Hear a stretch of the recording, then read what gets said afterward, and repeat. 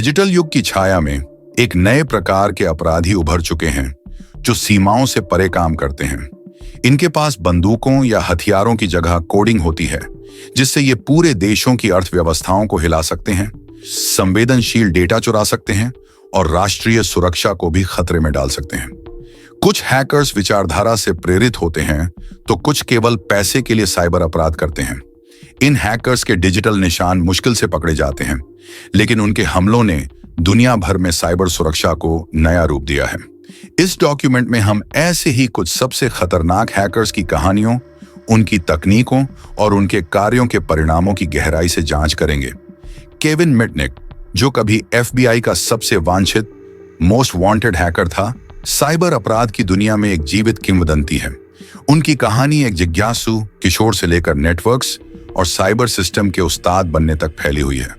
उन्होंने social engineering का उपयोग करते हुए बड़ी कंपनियों जैसे कि IBM और नोकिया के सिस्टम में सेंध लगाई।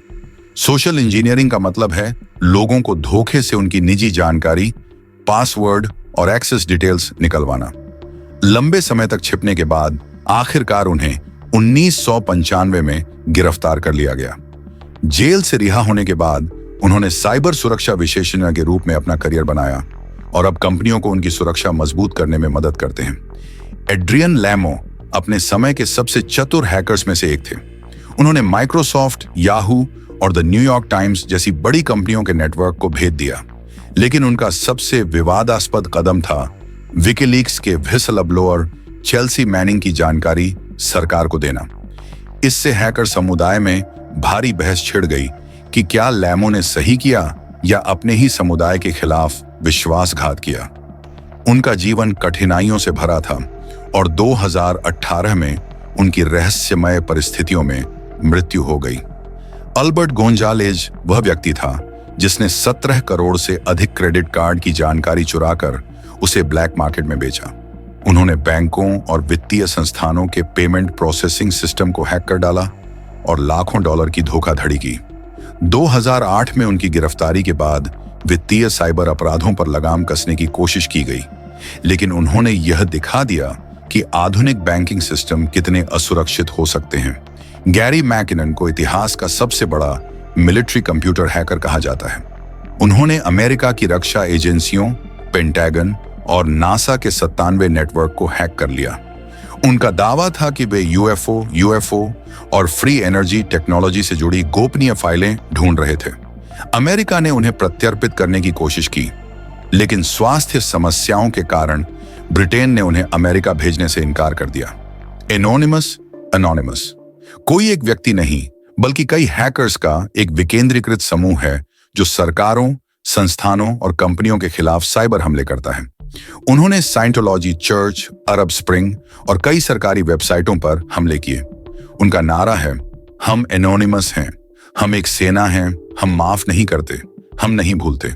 उनके कार्यों ने डिजिटल एक्टिविज्म और साइबर वॉरफेयर के नैतिक पहलुओं पर कई बहसें छेड़ दी हैं। लिजर्ड स्क्वाड वह समूह था जिसने प्लेस्टेशन नेटवर्क और एक्सबॉक्स लाइव पर बड़े पैमाने पर DDoS हमले किए। इसके कारण लाखों गेमर्स कई दिनों तक ऑनलाइन गेम नहीं खेल सके। समूह के कुछ प्रमुख सदस्यों की गिरफ्तारी के बावजूद इस तरह के हमले अब भी होते रहते हैं। रूसी साइबर अपराधी एवगेनी बोगाचेव को FBI ने सबसे वांछित हैकर्स की सूची में रखा है। उन्होंने गेम ओवर ज़्यूस नाम का बॉटनेट बनाया जिससे दुनिया भर के बैंकों से $100 मिलियन से अधिक की चोरी हुई। माना जाता है कि उनके रूस की खुफिया एजेंसियों से संबंध हैं। गुसिफर टू डॉट ने 2016 के अमेरिकी राष्ट्रपति चुनावों में दखल देने के लिए डेमोक्रेटिक नेशनल कमेटी DNC के ईमेल लीक कर दिए। पहले उन्होंने खुद को रोमानियाई हैकर बताया, लेकिन बाद में सबूत मिले कि वे रूसी खुफिया एजेंसी के लिए काम कर रहे थे। इस घटना ने दिखाया कि साइबर युद्ध लोकतांत्रिक प्रक्रियाओं को भी प्रभावित कर सकता है। ये हैकर समूह संवेदनशील डेटा चुराकर कंपनियों से फिरौती मांगता है। उन्होंने मेडिकल संस्थानों, एंटरटेनमेंट कंपनियों और सरकारी एजेंसियों को निशाना बनाया। अगर भुगतान नहीं किया जाता तो वे चोरी की गई जानकारी सार्वजनिक कर देते हैं, जिससे भारी वित्तीय और प्रतिष्ठित नुकसान होता है। ब्रिटिश साइबर सुरक्षा शोधकर्ता मार्कस हचिंस ने 2017 में WannaCry रैनसमवेयर को रोककर दुनिया को बचाया था, लेकिन बाद में पता चला कि उन्होंने खुद क्रोनोस बैंकिंग ट्रोजन नामक एक खतरनाक वायरस बनाया था। यह मामला दिखाता है कि हैकर्स और साइबर सुरक्षा विशेषज्ञों के बीच की रेखा कितनी धुंधली हो सकती है। उत्तर कोरिया ने लैजारस ग्रुप जैसी साइबर जासूसी और वित्तीय अपराध करने वाली टीमों को प्रशिक्षित किया है। उन्होंने सोनी पिक्चर्स और बांग्लादेश बैंक पर हमले किए, जिससे साबित होता है कि अब साइबर अपराध एक सरकारी हथियार बन चुका है। जैसे जैसे तकनीक आगे बढ़ रही है, साइबर अपराध भी और उन्नत होते जा रहे हैं। एआई आधारित हैकिंग और क्वांटम कंप्यूटिंग भविष्य में नई चुनौतियां ला सकते हैं। हमें साइबर सुरक्षा को मजबूत करने और नैतिक हैकिंग को बढ़ावा देने की जरूरत है।